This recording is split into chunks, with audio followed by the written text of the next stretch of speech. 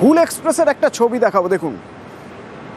BJP নেতা, BJP legal সেলের নেতা, তিনি নাকি ওই গায়ে দেওয়ার যে চাদর দেওয়া হয়, বেডশিট, বেড কভার, সেই বেডশিট চুরি করছিলেন, মানে বেডশিট ব্যাগে ঢুকিয়ে নিয়েছিলেন। তাই নিয়ে হুলস্থুল, যদিও তিনি এসব অভিযোগ অস্বীকার করেছেন।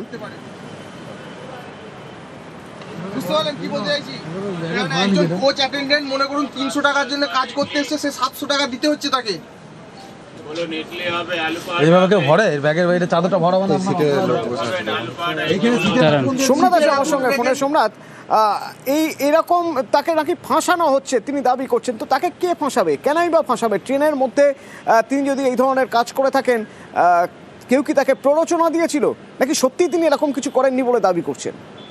দেখো, একটি ভিডিও এমনি ভাইরাল হয়েছে, বিভিন্ন সোশ্যাল মিডিয়ায় ভিডিওতে ঘুরছে, দেখা যাচ্ছে যে রেলের যে কর্মী, সে রেলের কর্মী বলছে যে আমরা 300 টাকা পাই, একটা চাদর চুরি হয়ে গেলে আমাদের 700 টাকা তার জন্য কোনো কাজ দিতে হবে। এবং অভিযোগ করছে তারা যে এই চাদর নাকি এই যে বিজেপি যে নেতা, যে বিজেপি কর্মী, তার ব্যাগের মধ্যে ভরে নিয়েছিল। কিন্তু এই বিষয়টা মৃন্ময় যে মজুমদার, যিনি যার বিরুদ্ধে অভিযোগ করছেন, তিনি এই বিষয়টা পুরো অভিযোগটা সম্পূর্ণ মিথ্যা বলে এবং তার বিরুদ্ধে রাজনৈতিকভাবে ষড়যন্ত্র করা হচ্ছে। তিনি এই বিষয়ের জন্য আইনি পদক্ষেপ নেবে।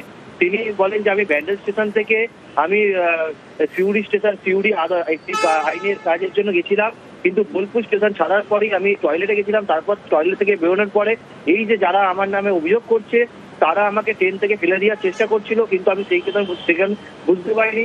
আমি যখন আমার সিটে এসে খবরের কাগজ পড়ছি, একজন 55 বছর বৃদ্ধাকে দেখা যাচ্ছে চিল্লামিল্লি করছে। আমি উঠে এসে তাদেরকে বলতে আসি যে কি করছে, তোমরা কি করছো, চিল্লামিল্লি করছো তারা। তখন তারা আমাকে বলে যে তুমি এই চুরির সাথে তুমিও জড়িত আছে, ব্যাগ থেকে তোমার পাওয়া গেছে।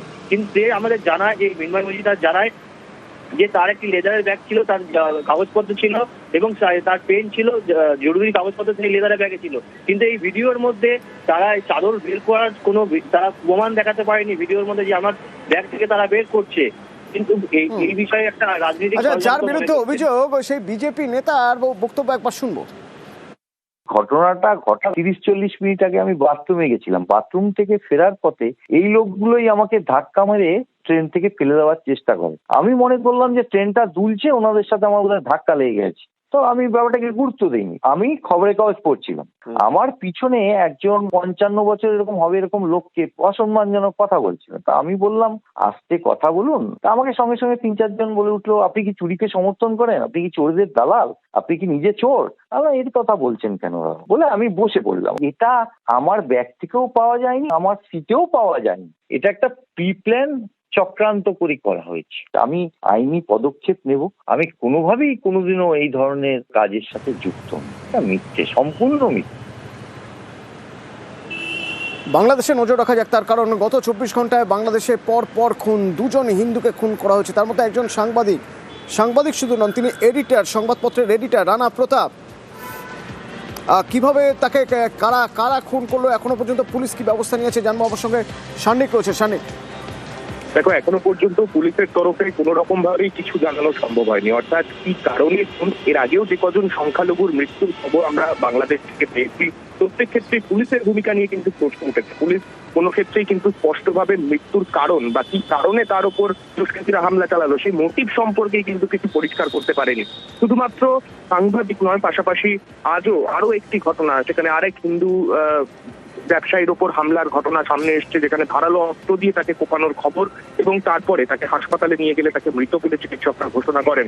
এরপর এক সংখ্যালঘু মৃত্যুর ঘটনা বাংলাদেশে যখন ঘটছে, স্বভাবতই সে দেশের আইন শৃঙ্খলা পরিস্থিতি এবং সেখানে সংখ্যালঘুরা কতটা সুরক্ষিত সেই নিয়ে অবশ্যই প্রশ্ন উঠছে।